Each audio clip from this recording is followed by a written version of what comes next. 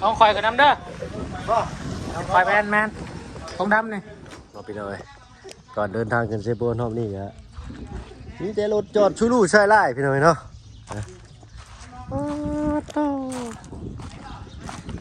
เซลอยู่พี่หน่อยเนาะพี่หน่อยเนาะโอ้รถอันนี้รถประจำตำแหน่งของเบาบุญเพื่อนพี่น้องเนาะ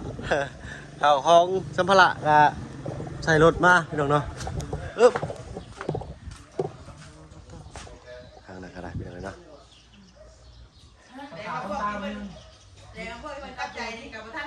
พี่น้องเนาะมากับท่านผ้าเข้าอีกแล้วพี่น้องเนาะถือกินนะสงสัยนี่ใกล้เจ้าใกล้ยังไงกินเนาะแค่ว่าจมูกพี่เลยเนี่ยดังนี้มาได้ไหมนี่ขับไปป่าไปลุงนะสบายดีจ้าสบายดีปลาลุงเนาะออกรถใหม่บ่รถใหม่ได้แจ้งจับแล้วรถอันบ่โปร่งใสเลยโปร่งใสเลยว่าเมื่อวานนี่อันก็เจ้าแนมเบิดวันโคกเป็นไปซะเอารถจักรใส่สลิงมาแต่บ้านพุ่นเอารถจักรใส่สลิงมาแม่นที่ว่าไปหลับไปนะที่ว่าเขาเจ้าว่าเอ้าเบียดกันยังถามเนาะรถเป็นยังเพิ่นว่ะเขาจ้างอีกขั้นหนึ่งจะหักว่าเลยขั้นหนึ่งจะหักแล้วใส่เสด็จมาอันนี้คือเป็นรถเก่าลุงจ้อยนี่มันบอกโดยเอารถเก่าลุงจ้อยไปเฮ็ดเนาะเจ้าเราสิมาเดือนไหนเจ้าเฮ็ดได้หยังกับรถอ้าวกันแล้วแต่แล้วขี่แล้วก็ขี่ไว้คนเข่าคนน้ำมาแล้วเลิกไปว่าเลิกจากเฮ็ดใจบุญแล้วก็ไปเอามักซิดี้มาขายบอกจะเฮ็ดไว้ดีเลยเย็นว่าเพิ่นแจ้งจับใจบุญเลยไปเลิกเลยนะคือที่ค้าขายกันบ่ค้าขายเราเตรียมไว้แล้วเนาะเตรียมพร้อมเลยเนาะเฮาเนี่ยวางแผนไว้เนาะเฮ็ดได้เฮาก็เฮ็ดได้เฮาก็ได้ฝนที่ตกได้ยากซังเฮาก็เป็นให้ง่ายใครหรือตกก็บ่ตกกะที่เอ้าลายมือเลยเนาะเฮ้ยบ่อยากให้ตกบ่ยากให้ลุงเชื่ออะไรได้โลได้เฮ้ยติ๊กเนาะก็เล่าอะไรเมื่อกับแม่นถ้าอยู่นี่เด้อแม่เมื่อยังเจ้าสิเมื่อได้มือว่าติ๊กแล้วนี่ได้เนี่ยบ่จักแล้วเมื่อเอาเข้าก่อนมื้อเช้านี่ก็ป้าให้เอาเข้ามาขายอีกมื้อเช้านี่มาแล้วบ่อ่ะอารมณ์มาอ๋อไฟมาแล้วบาดนี้เนาะเดี๋ยวสิเอาเข้ามาส่งเพิ่นแล้วยันเพิ่นข้าวเจ้ามีข้าวเจ้าได้น้องชีนี่ได้แล้วปั่นนี่แต่เช้าเลยเอาไหมค่ะก็สิมาโฆษณาหมู่เจอป้าให้โฆษณาดำเนินหน่อยให้มีแนวเว้าดำเนินเนาะได้เขาบ่ได้บ่ได้แต่มันละบ่ไปฉันเนาะเอาก็ได้ขอมาส่งด้วยกันจังสีมาใหม่โดยเนาะพี่น้องเนาะไปทางเขาก็เอากระปอกกระเป๋าไว้ก่อนมีแต่สีเอาถิ่มไว้นี่ก่อนแล้วก็เอารถสลิงใส่เข่าเมื่อส่งป้าเพิ่นเนาะฝากเด้อกระเป๋าดิเด้อ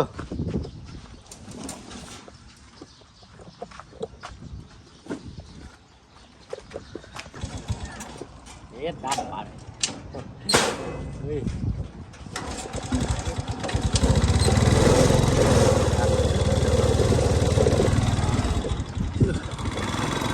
เข้ากันจะได้บ้านเลยพี่น้องนะ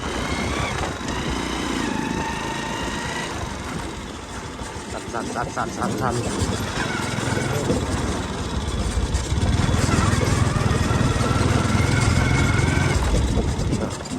โอเคเข้าเฮ้ยไปพี่น้องขออนุญาตเอาเข่าก่อนเดี๋ยวชี้เก็บภาพบรรยากาศพี่น้องเบอร์อีกทีนึงพี่น้องเนาะชี้เข่าเลยเนาะชี้เข่าพี่เชือกอันผูกรถมาจากบ้านว่านนี่ขอบใจเจ้าเรามันลงเกี่ยวติดรถเด้อโดย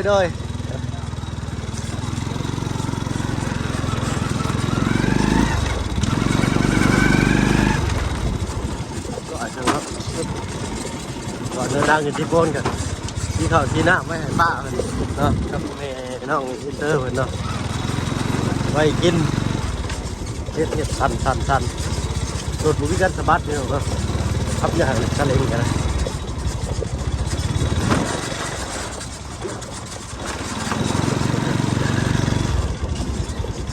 นี่จะเพิ่นเฮ็ดทางใหม่พี่น้องเนาะ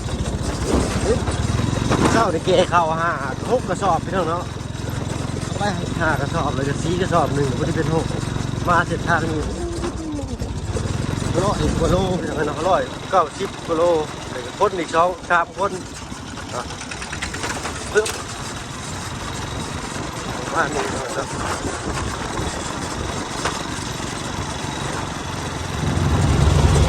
อันนี้เป็นของร้านบ้าน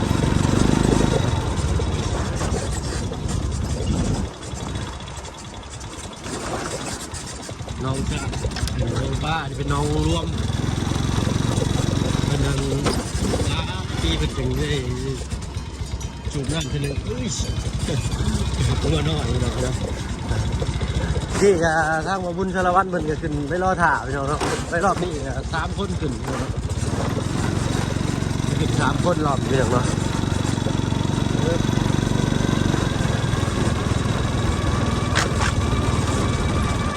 เขากระเจียวเข่าขึ้นไปไหวอยู่เพื่อนเลยเนาะเอาหลดลงมาที่น้ำนี่ต้องเดินกันพี่น้องเนาะปึ๊บ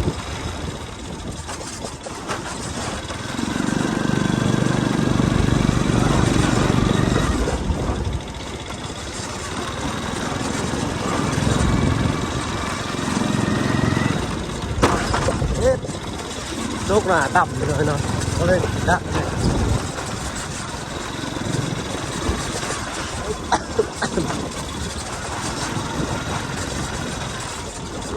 10 โมงเลยเนาะ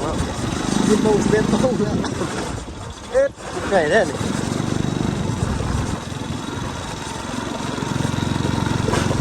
ทันเลยเด้อพี่น้องเลยเนาะ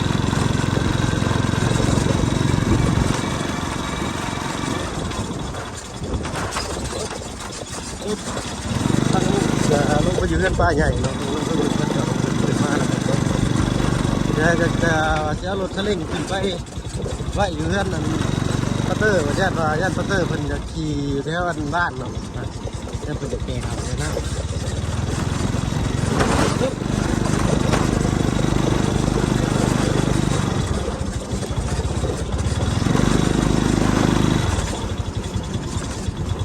ไปใส่กันหมดแล้วบ้านเนาะ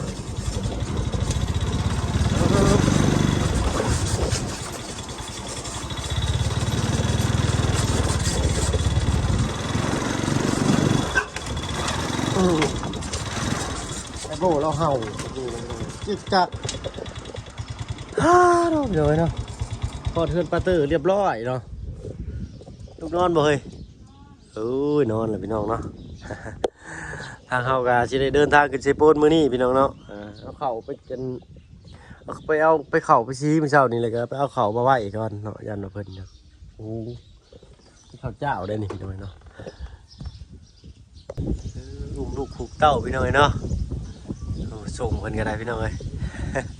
ตะกะบะแม่เพิ่นเนาะเฮ็ดตัวอยู่พร้อมลงแน่นี่น่ะมันพร้อมลงเนาะ 45อ๋อเลี้ยงลูกลายเลี้ยงลูกคนเดียวก็เลี้ยงลูกลายพี่น้องเนาะเขาดูตลอด24 ชั่วโมงเลยข้าวก็เป็นเวลาพี่น้องเนาะโดยเนาะกินน้ำก็กินไว้แล้วไว้เนาะเสียสละผู้หนึ่งเพื่อให้ผู้หนึ่งอยู่ดีพี่น้องเนาะเป็นยังได้ลูกกันใหญ่กันสบายเลยอดเอาเนาะทางว่าเพิ่งจะสิไปพี่น้องเนาะเชฟโปนมื้อนี้ได้เข้ากระสอบหนึ่งกินกุ้มอยู่บ่ดิเพิ่งตัวนี้กินกุ้มอยู่บ่ดิข้าวเจ้ากินกุ้มอยู่บ่อาทิตย์หนึ่งกินกุ้มอยู่บ่ค่อยหุงปานใดข้าวเจ้าว่าเอาเป็น1เป็นข้าวเหนียวเด้ข้าวเหนียวมีอยู่ครึ่งกระสอบพี่น้องเนาะลมเย็นได้ขึ้นประตูนี่เนาะแต่ว่าสวยๆออกมาจักหน่อยนี่ก็แดดชอกนี่ก็อยู่บ่ได้พี่น้องเนาะต้องพบไปในอีกบัดนี้ไปก็เด้อเสด็จมาแล้วเด้มาแล้วโดยทางกันขายข่าวเมื่อเช้านี่แหละพี่น้องไงเนาะส่งทางเพิ่นกันเลยทางว่าบุญสารวัตรนี่ขึ้นไปถ่ายเพิ่นได้สลิงจอดเต็มอยู่ในเฮือนนะขึ้นไปกินนี่เพิ่นขึ้นไปแล้วเนาะกับน้องวินเนอร์เพิ่นจะไปถ่ายเราว่าไปเราจะยันซ่าเนาะอันนี้ก็สิขาดแล้วเนาะถ้าเล่นก็สิขาดเลยพี่น้องทางในโอ้ยฮอดอยู่ดอกเจ้าสิบิดจะเป็นกลับคืนบ่ค่อยๆขี่ไปเนาะไปพี่น้องเฮาก็ได้ปึ๊บแหละพ่อๆกันอีกเดือนพี่น้อยเลี้ยงไก่แช่เอาแถวอยู่พี่น้องเนาะบ้านเราเทือนที่เรียบร้อยพี่น้องเนาะฮ้อนพี่น้อยเนาะก็ดื่มกับสวัสดีพ่อพี่น้องเบิดทุกคนเนาะกับสบายดีเลยสวัสดี คนหมู่เป็นสุขุทุกคนพี่น้อยเนาะวันนี้ก็เป็นมื้อสิได้เดินทางขึ้นเซโปนพี่น้องเนาะไฟฮักกะมาพี่น้องเนาะเปิดเบิ่งกันตึ๊บโอเคเนาะเฮาก็จะได้เอารถคันนี้ออกไปเอาสลิงเก็บไว้ทางป้าเพิ่นได้ใช้งานพี่น้องเนาะแล้วเขามาเก็บไว้ให้เพิ่นก่อนพี่น้องนะเพราะว่าอันเป็นไก่กินเนาะไปพี่น้อง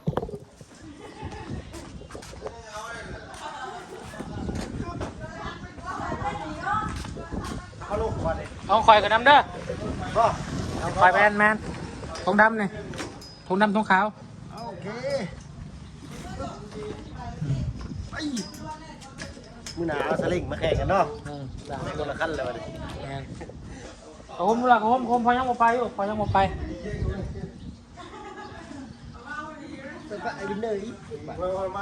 เขานายบ่ได้ตอนนี้มันงานไง ญี่ปุ่นเนี่ยดู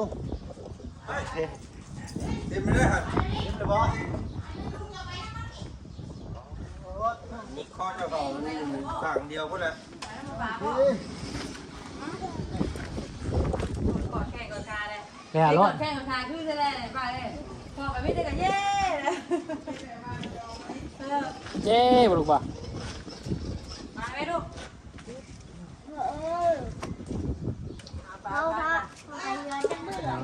ฮะ ไปก่อนเราเดินทาง